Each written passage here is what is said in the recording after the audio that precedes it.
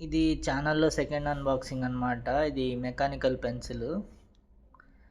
ఇది నా ఫేవరెట్. ఎందుకంటే ఇది సెల్‌లో వాడిది. 20 రూపీసే.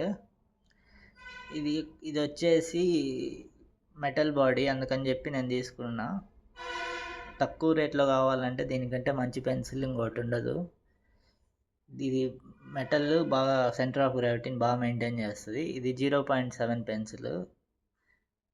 లుక్ కూడా బాగుంటుంది. ఒకసారి చూడండి. ఇది 0.7 సెల్లో ఆర్క్ పెన్సిల్. ఈ లీడ్స్ ఇచ్చాడు. ఈ లీడ్స్ పర్లేదు, మనం అవి కాకుండా వేరే అయినా తీసుకోవచ్చు, కొనుక్కోవచ్చు, ఇబ్బంది ఏం లేదు. ఇది కామెడీ ఏంటంటే ఇది లీడ్ పెడుతుంటే ఇరిగిపోయింది. పర్లేదు, పట్టించుకోకండి, అది పెట్టేద్దాం. నేను వేస్ట్ చేయను అందుకని అది పెట్టేస్తున్నా.